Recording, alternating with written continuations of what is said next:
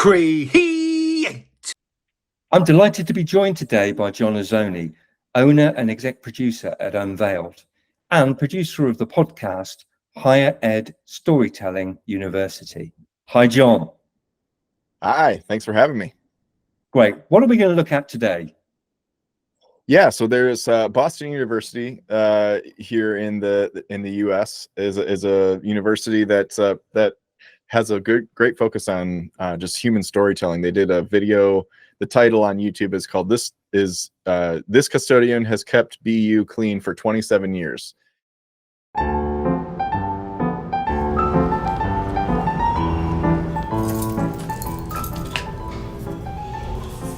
Victor Cabral, he's here. I was born in Portugal, an island of Santa Maria, Azores.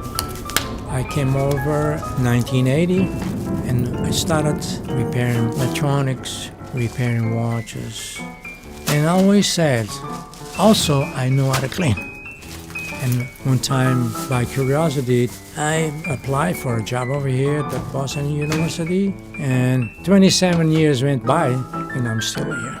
Used to look like Miami Vice.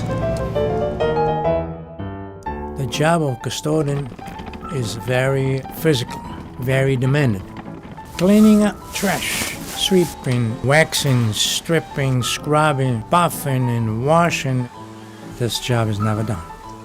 And some people, they feel ashamed being seen only as a custodian. That doesn't bother me, because I know who I am, what I have done, and what I know how to do.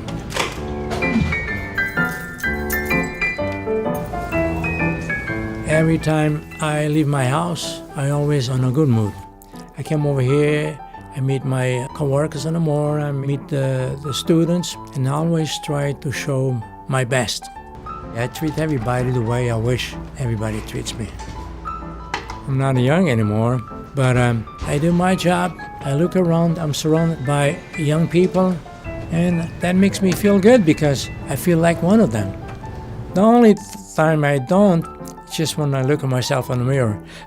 That's the only time, but it's okay.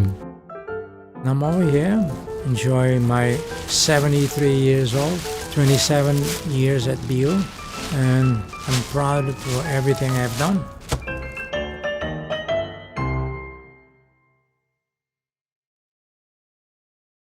I just think it's just such a great, it's just a beautiful little story, Tell me what it is you like about it. Yeah, I think that number one, it's not a commercial for the school, and I don't think commercials for a college are a bad thing. I mean, you have to you have to get people in classrooms, you have to get people enrolled and stuff like that. However, I think it shows a great understanding by Boston University of how to make content spread, how to make content that's emotionally relevant to a larger base of people than just prospective students who are at the right point in the funnel where a commercial would even resonate with them. You got to think when if you're trying to grow a YouTube channel, or if you're hoping to get a lot of views and engagement on something, you have to think like, why would this spread? Who is this for? Why would somebody watch this and go, wow, and then want to share it with somebody? That's the type of stuff that spreads.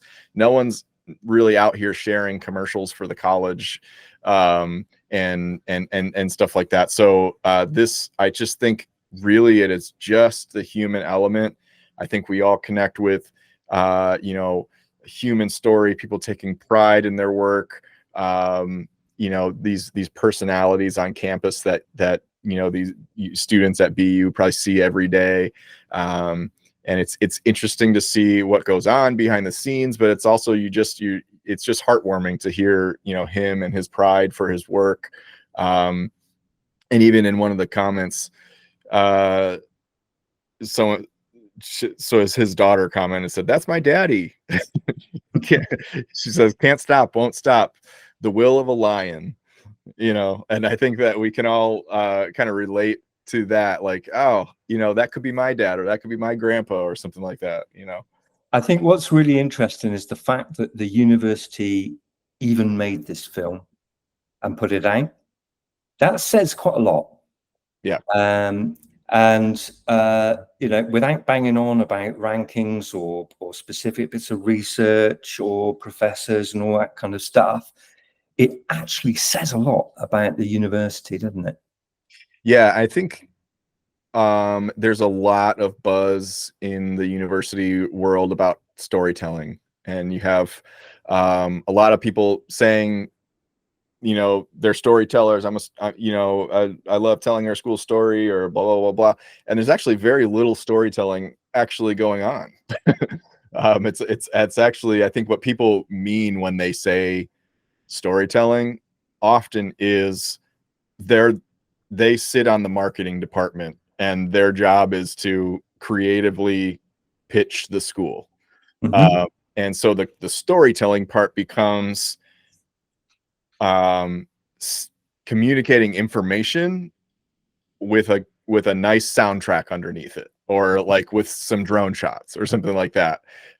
It's like sort of like this elevated information, and that's not necessarily storytelling. So I think there's a difference, and I couch the difference as there's narrative storytelling and then there's declarative storytelling.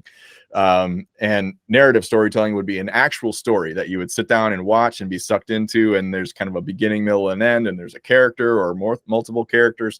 Doesn't have to be like the next Spider-Man or Marvel movie plot or something like that, but it's an act. You would actually say, like, I heard this story the other day, it was about this, versus a pitch, for the school or whatever would be more just declarative. Like we're telling information in a creative way. Neither are bad. It's just that one is going to spread further naturally and organically than the other. And the narrative stories, I think, really benefit from the science of storytelling that really hooks people emotionally and creates like a imprint of the brand on your emotions. You remember that story, and you remember the brand because of it. And so I think BU's got a good understanding of, we need stuff that's top of funnel like this, that's just storytelling. We're not pitching the school. It's just interesting content, human interest stuff, just a good story. But then we also need, program overviews, and we need testimonials and things like that. So I think it's a great example of a school that has the entire funnel in mind, versus the way that a lot of schools use YouTube is just kind of like a digital shelf, like a digital shelf for a bunch of just random videos that they made. And there's no real thought behind why would someone land here and subscribe? Or why would someone take one of these videos and share it with someone? Why should YouTube spread this to more and more people? Because YouTube doesn't care about getting you enrollment in your school. They care about getting people interesting content, Yeah. And I think what is interesting about that is that, like, most universities, there is a lot of video content and some very respectable viewing numbers on that. But a lot of viewing numbers that are in the hundreds. This has had 16,000 views in a few months, and I'm pretty sure they wouldn't have put money behind that. So that's decent organic views, isn't it? And I think it does bear out that fact around the human storytelling. And it doesn't surprise me that you spotted this piece because of your background in that level of human storytelling, with the work that you've done with people on the street and human trafficking and things like that. And he was offering me all this and promising me that this would just be for a little while, and one day we'd have this great life together and we'd be successful and none of what I'm doing now would matter. That's what led me into being sold for almost 9 years. I founded a program called Sacred Beginnings. I assist women just like me. I advocate for them in the legal arena, hospitals. I train police, social workers across the state of Michigan, across the United States, really on trafficking. So is there anything in particular about the way the film was shot or edited that caught your eye as a guy who's doing this 24/7? Yeah, I mean, what the one thing that I love about it is it's a super great example of how you don't always have to show the person talking, because you never actually see his interview. Like, he could very well just be in a room recording his voiceover on just a microphone. And when there's a hesitancy from clients to do this, and I've tried to deliver work in the past to a client where it's like, intentionally, we're not seeing, like, you just trust that the viewer knows if we're just seeing B-roll of this one person, that's probably the person that's talking. There's no one else that it could be. We worked it out. And I remember I did this with one client. It was capturing this professional dancer in his art, and he was in a Janet Jackson music video, dancing with Janet Jackson, and he was on like some of these dance shows and stuff like that, and so we were telling his story, and I tried to take this approach with it where it was like, let's just see him dancing and let's just hear his voice behind. And the client was like, well, we have to see him, like we have to see him talking, and it's just like, well, I didn't really shoot it like that. Like, I can show him talking, but like, it just, I feel like it's more interesting. Yes. When you don't give the audience something that would be obvious to give them. Like, like assume that your audience is smart, and and like, actually, like when you don't just clearly spell everything out for them, it's more impactful. In fact, I was reading a book. There's a great book called Stories That Stick by Kendra Hall. And in it, she talks about how when you let the viewer of a presentation create the story in their mind, visualize the story in their mind, it's like scientifically more powerful. So if you're up there giving a TED talk or something like that, and you're telling the story and you show pictures that illustrate your story, you're ruining the opportunity for the audience to co-create with you and visualize that story in their head. You're just taking their sort of cognitive engagement out of the equation, because you're just giving them the answers. You're saying this is exactly what it looked like. Yeah. Well, my career in advertising, we talked about playing in the theater of the mind. Mm-hmm. And very much to your point, let the viewers join the dots, because the joining of the dots is engaging them. And it's not what a lot of people want to hear these days. They don't want to hear that. They want to hear that you're going to tell and land, and show and tell and show and tell. And it's like, really, it's not the way. You look at all the great ads, right? They're pretty much not doing that. Here or here.